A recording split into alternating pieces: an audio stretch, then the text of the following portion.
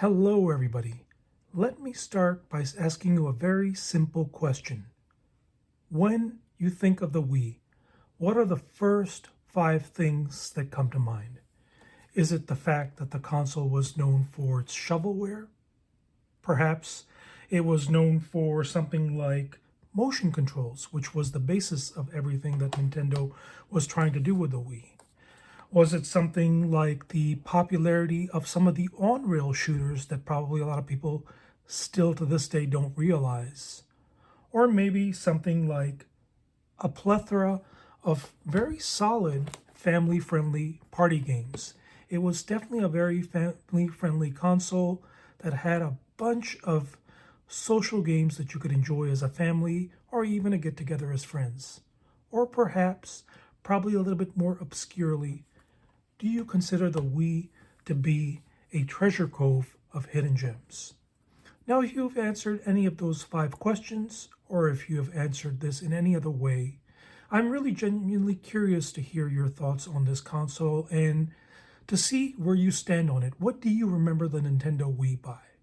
Me personally, the five things that I mentioned are indeed some of the things that I remember the Nintendo Wii by, and I think it is a very unique and at the same time very important console for not only Nintendo but gaming in general. Of course, it put motion controls on the map where everybody, and when I mean everybody, I'm talking specifically Microsoft and Sony, started copying what Nintendo was doing. But it also gave non-gamers a chance to enjoy games that were not of the quote-unquote hardcore variety. So more of the casual gaming market was introduced to gaming as a whole, and I think that was a very important step. So my question, I guess, is more of a statement, maybe a question.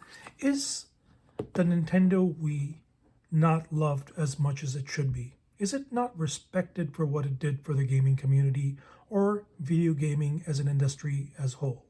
And the answer is I don't really know, but I do think that it is a rather overlooked console for being such a popular console. I mean, talk about a console that is both hated by hardcore gamers and is arguably one of the most successful consoles on the market. You could argue that it was just because of, the Nintendo first party games that came along with it, Wii Sports and others like it. But was it really simply just that? Or was it more of a sort of new way of even hardcore gamers to experience something? I think it is a combination of both. But when you think about what the Wii offered that other consoles were not offering at the time, you have to admire what was being done. Just look at the overall three console market, if you will. The Xbox 360, the PlayStation 3, and of course the Nintendo Wii.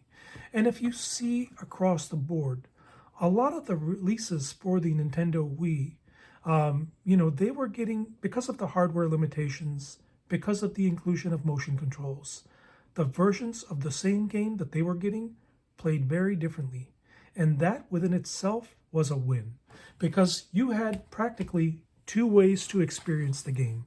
You could either go the route of the Xbox 360 or PlayStation 3, which indeed had higher HD graphics and a little bit more of a sort of an up-resed version of the game.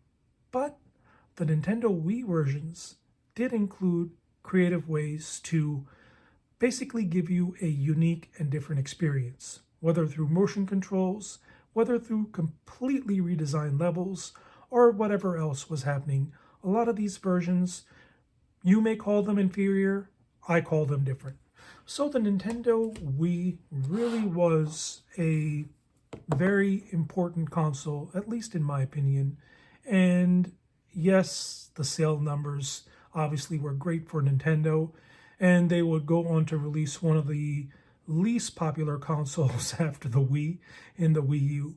But I think it still was a very important console for them, because for them it was now an acceptance that they were not going to rely on power per se, or teraflops, or what do you want to call it now in this day and age, to win over the competition.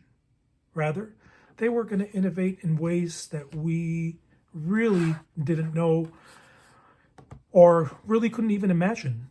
And that was, I think, a really positive thing. So does the Wii get the hate or deserve the hate that it, deserves? No. I mean, I don't think that it should, but if it does or not, I don't know the answer to that. But I do think that for me, it was a very unique console and a console that unfortunately I did not enjoy as much as I should have. I think the Nintendo Wii deserved a lot more of my playtime, and that's something that I'm trying to correct here in 2025. Which brings us to the games that I'm going to be selecting for the Nintendo Wii to be entered into my backlog.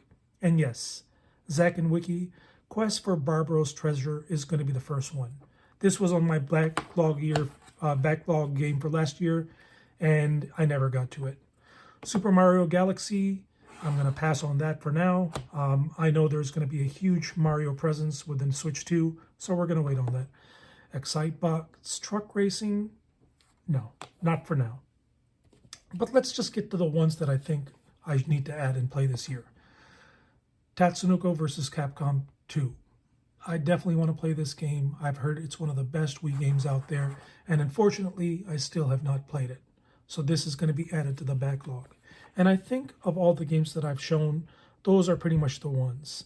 I did want to consider Dragon Ball Z, but perhaps I'm going to go with that game on a different console. So for now, I'm just going to be adding these two to our backlog challenge for 2025. And, in general, let me know your thoughts on the Wii. Love to hear it.